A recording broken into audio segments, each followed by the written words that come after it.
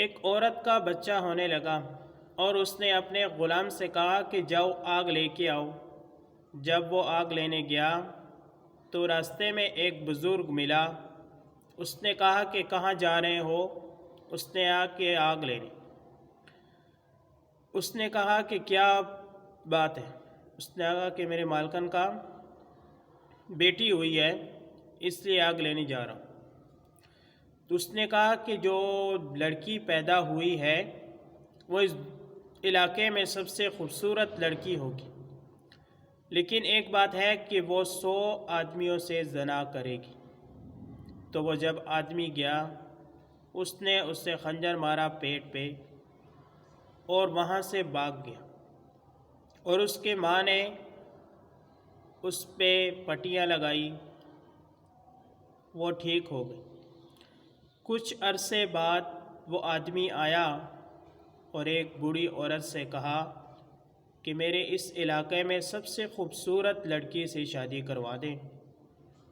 اس نے اس کے ساتھ شادی کروائی۔ جب پہلی رات آپس میں ملنے لگے تو ایک دوسرے کو انہوں نے سب کچھ بتا دیا کہ میں یہاں سے بھاگا تھا، میں نے ایک لڑکی کو پیٹ پہ خنجر مارا تھا اور میں 30 سال بعد آیا ہوں۔ تو اس نے کہا، اس لڑکی نے، کہ وہی لڑکی ہوں میں جس کو آپ نے خنجر مارا تھا۔ تو اس نے کہا کہ مجھے بزرگ نے کہا کہ اس کی موت ایک مکڑی سے ہوگی۔ تو اس آدمی نے اس کے لیے ایک شاندار محل بنایا۔ ایک دن چھت کے اوپر سے وہ مکڑی گزر رہی تھی، تو اس عورت نے کہا کہ اس کی وجہ سے میری موت ہوگی۔ تو اس آدمی نے کہا جی ہاں۔ اس عورت نے اسے پکڑا اور ہاتھ میں مسل دیا، اور بغیر دھوئے ہاتھ اس نے کھانا شروع کیا۔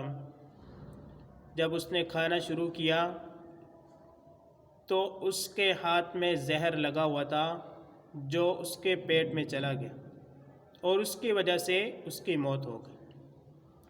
اس لیے سنت طریقہ ہے کہ جب آپ نے کھانا کھانا ہے تو پہلے ہاتھ اچھی طرح دھو لیں۔ تو یہ ہے موت کے بارے میں کہ اگر آپ لوہے کے کلو میں بھی چھپ جائے تو پھر بھی آپ کو موت آئے گی۔ تو یہ اس دن جو زلزلہ آیا یہ اسی کی وجہ سے ذہن میں بات آئی، اور یہ مولوی صاحب نے یہ واقعہ بیان کیا۔ تو حضرت خالد بن ولید کو آپ دیکھیں کہ 100 جنگیں لڑی لیکن وہ شہید نہیں ہوا، کیونکہ سیف اللہ اللہ کی تلوار تھی۔